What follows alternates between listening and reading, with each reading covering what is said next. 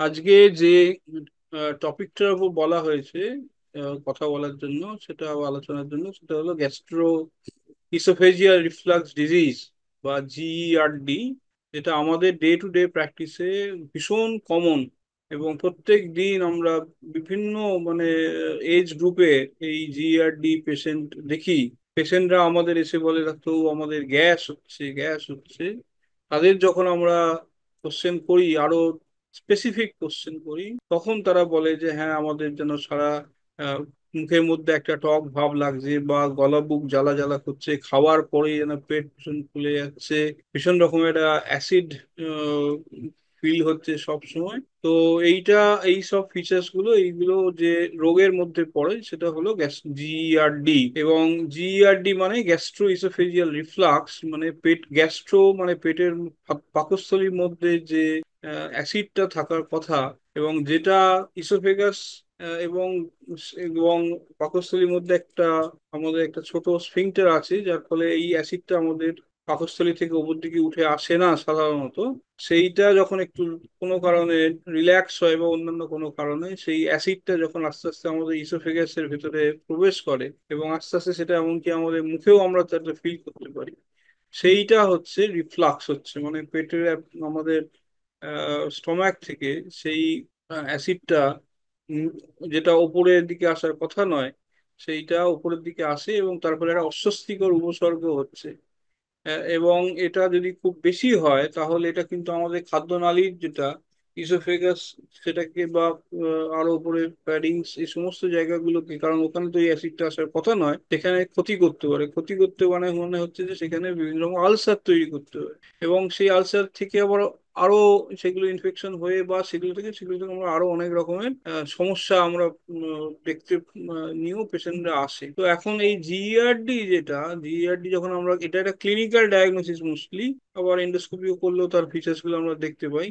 সেটার জন্য আমাদের প্রথম যেটা করতে হয়, সেটা হচ্ছে যে তাদের এই অ্যাসিডটাকে কমানোর জন্য চেষ্টা করতে হয়, এবং তার জন্য তাদের জীবনযাত্রায় কিছু পরিবর্তন আনতে বলা হয়, তাদের খাদ্যাভ্যাসে কিছু পরিবর্তন আনতে বলা হয়। অ্যাসিডটা যদি আমরা রিফ্লাক্স করতে, যে অ্যাসিডটা হচ্ছে সেটা যদি আমরা কমাতে পারি, এই অ্যাসিডটা, তাহলে এটা আমাদের দেখা যায় যে ওষুধের মাধ্যমে সেটা যদি আমরা কমাই, তখন সেগুলো কিন্তু আমাদের যে খাদ্যনালীর থেকে, মানে ইসোফেগাসে যে বিভিন্ন রকম যে ক্ষতি হতে পারে অ্যাসিডটা উপরে উঠে আসার ফলে, সেইটা থেকে আস্তে আস্তে সেটা আমাদেরকে ঠিক করতে পারে, এবং অন্যান্য রকম যে বিভিন্ন রকম অস্বস্তিকর উপসর্গ পেশেন্টদের হচ্ছে, সেটা থেকে মুক্তি হতে পারে। তো প্রথম কথা হচ্ছে যে, যদি একটা পেশেন্ট এসে বলে আমাদের জিইআরডি, তাহলে আমরা বলি কি, যে তাদের, যে দয়া করে ইয়ে করবেন না, সঙ্গে সঙ্গে যে জলটা আপনি খাচ্ছেন, সেই জলটা আপনি খাওয়ার সঙ্গে প্রচুর পরিমাণে জল খাবেন না। কারণ জল যদি আপনি খান, তাহলে কিন্তু এটা আপনাকে পেটটা আস্তে আস্তে সেই পেটটা, আমাদের পেটটা ফুলে যাবে,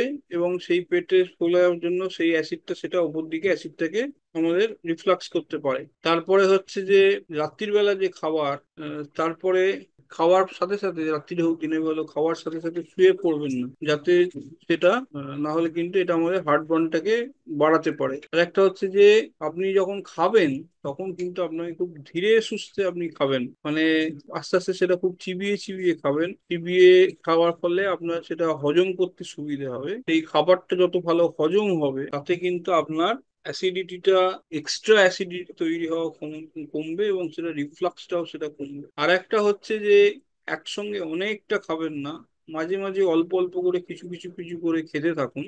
তাহলে আপনার এক্সট্রা খাবার যেটা, সেটা হবে না, এবং সেটা অ্যাসিডিটিটাকে এই বেশি হবে না, জিআরডিটাও কম থাকবে। এবং তার ফলে আপনার যে পচনতন্ত্র, যেটা যে খাবারের হজমের যে সিস্টেমটা, সেটাও একটা স্থিতিশীল জায়গা থাকবে। এবারে কি খাবেন, সেটাও একটা ইম্পর্টেন্ট এখানে, যে আপনার খাবারের মধ্যে বিভিন্ন রকমের সবজি, ফল, এবং তার সাথে যেটা শস্য যেগুলো আমরা খাচ্ছি, সেগুলো এমন খেতে হবে যেগুলো আমাদের, আপনি যত বেশি সবজি খাবেন বা ফল খেলে এগুলো বেশি হবে না। আর একটা হচ্ছে যে চর্বিযুক্ত খাবার, যেটা সেটাকে যতটা সম্ভব কম করা যাবে। অর্থাৎ প্রোটিনটা দরকার, কিন্তু সেটাকে রান্না করতে গেলে প্রচুর তেল, মশলা, এই সমস্ত জিনিস, এগুলো যদি খাওয়া হয়, তাহলে কিন্তু আমাদের সেক্ষেত্রে অ্যাসিডিটিটা বা জিইআরডিটা বেশি হওয়ার সম্ভাবনা। যাতে কম যদি দুধ খাই তাহলে আমরা টোন বা ডবল টোন দুধ বা কম চর্বির পনির এইগুলো যদি খেতে হয়। এবং খাবারের যে রান্নার পদ্ধতিটা তাতেও কিন্তু প্রচুর পরিমাণে যাতে তেল না দেওয়া হয়, গ্রিলিং বা বেকিং এই সিস্টেম, স্টিমিং করে যদি খাওয়া হয়, স্টিমিং এটা খুব দারুণ সিস্টেম, তাহলেও কিন্তু খাবারের স্বাস্থ্যগুণগুলো সব পাওয়া যায়, কিন্তু এটা জিইআরডির সম্ভাবনাটা অনেকটা কমায়। এছাড়া হচ্ছে কিছু কিছু খাবার আছে যেগুলো আমাদের জিইআরডি কে বাড়ায়। যেমন ধরুন অ্যালকোহল বা পেপারমিন্ট, খুব বেশি পরিমাণে চা বা কফি খাওয়া, সোডা, এগুলো খুব বেশি, এগুলো ফলে যদি আমরা বেশি পরিমাণে খাই তাহলে কিন্তু এটা অ্যাসিডিটি হবে। ফ্রেঞ্চ ফ্রাই, চিপস, বিভিন্ন রকমের যে কার্বোহাইড্রেটেড ড্রিঙ্কস গুলো আছে, চিউইং গাম, এইগুলো কিন্তু অ্যাসিডিটি বা জিইআরডিটাকে বাড়ায়। প্রথম হচ্ছে প্রত্যেকের একটা ইন্ডিভিজুয়ালাইজড সিস্টেমে আমাদের জিনিসটা নিয়ে এগোতে হবে। যেমন তার প্রত্যেকের খাবারের যে একটা অল্প পরিমাণে খেলে কারো জিআরডি ট্রিগার করছে, কারো হয়তো আরেকটু বেশি, সো তাকে নিজের পোর্শনটা বুঝতে হবে যে কতটা খাবার খেলে তার, তারপর থেকে তার এই সিমটমস গুলো শুরু হবে। অতএব খাবারের পরিমাণটা আপনাকে আপনাকে বুঝে খেতে হবে, এবং বারে বারে খেলে ভালো, একবারে অনেকটা না খাওয়া। এবং আর একটা সুন্দর সিস্টেম আছে যে নিজে এটা বোঝা যে আমি এই খাবারগুলো খেলে আমার ইয়ে হয় না, সমস্যা হয় না, তো তাহলে আমি সেই খাবারগুলো বেশি করে যদি খাই, কিন্তু সেটাতে প্রোটিনটা ভালো বুঝে খেতে হবে, যে সে প্রোটিনযুক্ত খাবার কিন্তু যেটা সহজ পাচ্য হবে এবং যাতে চর্বিযুক্ত নয় বেশি পরিমাণে। আমরা যদি চর্বিযুক্ত খাবার খাই তাহলে কিন্তু অ্যাসিডিটি বাড়ে এবং জিআরডি বাড়ে, এইটা বুঝতে হবে। আর একটা হচ্ছে যে আমাদের খুব ভালো হয় যদি আমরা প্রতিদিন কি খাচ্ছি সেইটার একটা ট্র্যাক রেকর্ড আমরা করে রাখতে হয়। এবং জিআরডির একটা বড় ফিচার হচ্ছে যে সাধারণত দেখা যায় যে এটা যাদের বয়স, তাদের ওজনেরটা অনেক বেশি, তাদের বডি ওয়েটটা অনেক বেশি, তাদের ক্ষেত্রে দেখা যায় যে এইটা, এবং যার ফলে তাদের পেটে ফ্যাট অনেক বেশি বা লিভার ফ্যাট বেশি, তাদের ক্ষেত্রে জিআরডি ফিচার্স গুলো অনেক বেশি হয়। তো আস্তে আস্তে আমাদের যদি ওজনটাকে আমরা কমানোর চেষ্টা করি, মানে শরীরে যে এক্সট্রা ফ্যাট যেটা, সেটা যদি এক্সারসাইজ করে খাবারটাকে কন্ট্রোল করে আমরা যদি সেটাকে কন্ট্রোল করতে পারি, তাহলে কিন্তু এই ওজন কমালেও জিআরডির ক্ষেত্রে একটা খুব একটা বড় হেল্প করে। যে কোনো পেশেন্ট যদি তারা 5 to 10% অফ বডি ওয়েট তাদের থেকে কমাতে, তা অনেক ক্ষেত্রেই তাদের এই ফিচার্স, যে কষ্টগুলো সেগুলো কমে যায়। এখন এই যে ডায়েট অনুযায়ী বা এগুলো আমরা কিভাবে করব, স্বাভাবিকভাবেই সেটা একজনের পক্ষে সেটা সম্পূর্ণভাবে নিজে নিজে ঠিক করা তো সম্ভব নয়। তো ন্যাচারালি তার নিজের একজন কোনো ডায়েটিশিয়ান বা তার যিনি ডাক্তারবাবু তার সঙ্গে তাকে প্রপারলি কথা বলতে হবে।